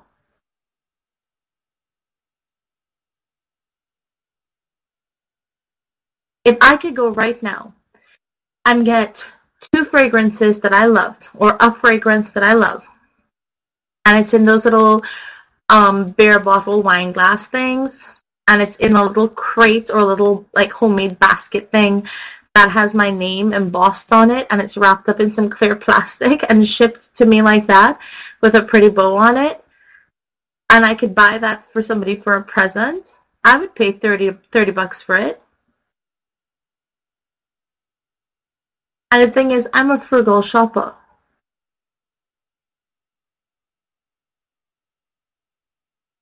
Now, here's the key. Marketing it. Because you're marketing it as being earth-friendly. It's environmentally friendly and vegan because you're using soy candles, right? No animal byproducts. No animals were harmed in the making of this product. So you're selling it to that market, for 1. 2, organic scent. 3, it's recycled bottles, recycled glass bottles. 4, after you burn your candles and use them, you can now wash these candle holders out and have a pair of homemade wine glasses that's kitschy, that, it's like a forever keepsake item. Do you get what I'm saying here? Because every time I use a candle and it's done, I usually throw away the glass jar, right? I remember one. So who's going to drink wine out of a beer bottle? No, but you don't use it as a wine glass, Jimmy. It's just shaped like a wine glass. People would pour margarita slushies or whatever in it. Because when you cut the beer bottle over like that, and the bottom part of the beer bottle is now the top, where the wax is going, and the mouth of the beer bottle, and the neck, and then that top part, the rim, where the sloped angle is, it's now the base of it. You get what I'm saying? So the mouth of the bottle sticks on. How does it stay up? How does it stick? Stay up. In other words, you said the bottom is now the top. Yeah, you got a skinny Okay, Jimmy, bottom. think about this. Think of a glass bottle. You see where the neck comes into that little rounded slope to come down into the normal bottle? Right. You cut the neck off right there. Okay? The lips of the bottle, where you would put your lips to it, you glue that with heavy industrial glue to the base of what the original bottle was. And the bottom of it now becomes where that neck was. See what I'm saying? Oh, I see what you're saying now, yeah. Yeah. So then you can actually use it. And you have it. If you're the kind of kitschy vegan person who is, going for the environmentally friendly, etc., waste not, want not. Plus, it's something that you can use that's kind of gimmicky. A lot of young people go in for that. You get what I'm saying? Or does that not make any sense? No, it makes sense. So they might not use it for wine, but I mean, you don't have to use a wine glass as a wine glass, yeah? You can pretty much use it for anything. And those individual bottles, like if you were to go to buy a bottle like that, a beer bottle that's shaped into like a wine glass, do you know how much they cost? For one, $6.50.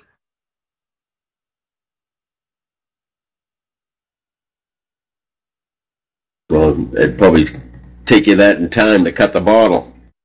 No, not if you have a bottle cutter, or if you use that simple trick I told you about. Here, I'm going to poke you with something here. And let me see if I can find that video I was telling you about, so that you'll stop questioning me about the cutting of the bottle. Well, don't you got to sand the edges and stuff down? It doesn't come out a clean cut. If it does, it's really sharp. Right. You can sand the edges down, but how long is it going to take you if you have a sander? Seriously. To buff the edges. Yeah.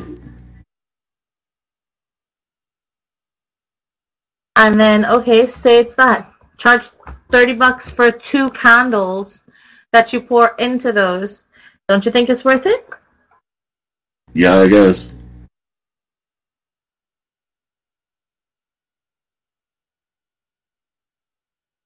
Excuse me.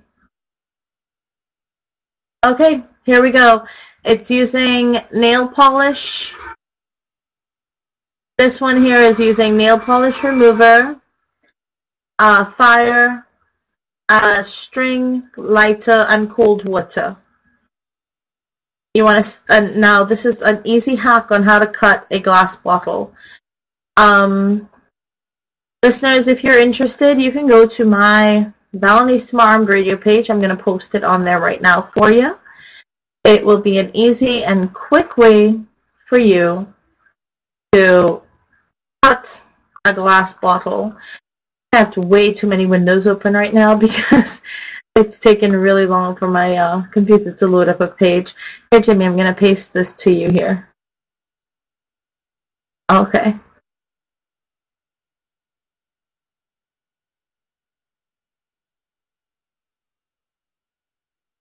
Close off a ton of these windows here. I've already closed off like 10 and there's no end in sight. Jimmy, why do I do this to myself? Open so many windows. Alright, let's see. Balinese Armed Radio page. So listeners, in order to cut a glass bottle, the quick trick or gimmick trick is posted on my Balinese Armed Radio page. Go check it out for the skeptics like Jimmy out there. Are you looking at it right now? Yes. And is it pretty simple, pretty easy to do? He hasn't gotten to the fire yet. Okay. So basically, listeners, what he's doing is he's going to take a bottle and he's putting it into a small basin. He's adding cold water to it. Make sure you have a fire extinguisher around for safety. And what he's doing is vicing the bottle, or have somebody hold it for you. You tie a string around it, right? Around where you want it cut. And then after you tie the string on it, you clip the string. You take rubbing alcohol or acetone. Actually, acetone would work better, like nail polish remover acetone. And then you take the string and you soak it in that acetone. Tie it back around the bottle. Then you light it on fire. And you just let it burn for a while. You let it spin and burn. And when you see that the string itself won't actually burn, because the acetone is what's burning, all you do at that point is you stick it into the water and you have a clean cut. He used way too much string to wrap it with. If you actually use one string and you used rubbing alcohol, it might actually work a lot better. And he let the glass get black, which means that it broke instead of cut cleanly. But you know what? You don't even have to go through that. Dude, buy yourself a bottle cutter. It's like less than $40. And when it cuts with a nice clean edge. It comes with or you can use a torch after that to burn the edges, to smooth them off. Or you can sand them. There are tons of things you can do, you know? Anyway, Jimmy, are you now a believer in our home business? Are you going to help me with this? I think Jimmy's still watching the video. Yeah, I saw it. Okay, so he was pretty untidy about it, right? I can find you a better video of that technique. No, that's fine. He was pretty untidy about it. You know why it broke like that? He he used a thick string and he let the glass burn for too long. The string burned for too long. The glass started turning black on either side of it. Yeah? Okay. But there's another one where you have the cold water, and basically what you do is you put oil on top of the water, right? And you use like a metal bowl, right? You put oil on top of the water, and then you pour the alcohol on top of the oil, and you light that on fire with the bottle standing straight up. And what ends up happening is right where the alcohol is burning against the bottle, it slices the bottle nice and clean, and it seals the edges. That's the one I was talking about, Jimmy. Oh, okay. Because the oil creates a barrier between the alcohol and the water, right? Right, but doesn't the water suck up the heat from the bottle? In other words, negate it? It would, except that the flash point, because the bottle is now chilled in that normal room temperature or cold water, when that heat, that flame licks just the edge of the around of the bottle, it creates a fission point that cracks or breaks the glass. But instead of it shattering, it just cracks along that line and it cuts. It like slices it. It's like having, if you have glass and you put it, if you have a hot glass and you put it in cold water, what happens? It shatters, right? So it's like making a controlled shatter. There's only one thin line that has that heat. And as soon as the fire extinguishes itself, the alcohol burns out, the cool from the water cracks it, breaks it. But it's a controlled burn. Isn't that pretty cool? I thought it was pretty awesome, man. Anyway, or like Jimmy said, you can buy old mason jars. You know, pretty much whatever you want to do. Well, you can go to Goodwill and pick up a ton of like old dishes, glasses, used old teacups, whatever it is. You know what I'm saying? Pretty much anything you want to use. Teacups, old ornaments. Anything that you want to use, you can use. Once it's something that can take heat. You know, you don't want to sell a candle and burn somebody's house down, right? But anyway, Jimmy, it looks like it's that time again. Is there anything you wanted to add to anybody out there who might be interested in starting a new business? But I have nothing to add because I never started a business. Well, do you think you want to go into business with me making those pipe-fitting tabletops, Jimmy? That sounds like a good idea. I'll market it for you. You know there's one thing I can do. It's market and talk, right? That sounds good. All right. So Jimmy and I now have an official partnership, people. If you're interested in buying our tables and woodwork, you just keep a lookout in the next couple of months on Jim Bell's Facebook page or Roundly Smart Armed Radio or the Pot Talk Facebook page. And you will find some intriguing new tidbits just for you to purchase. Well, that's all the time we have tonight for Talk Time with Val. This is me, Val Lanissimo, wishing you a great week, a lovely evening, and blessed be.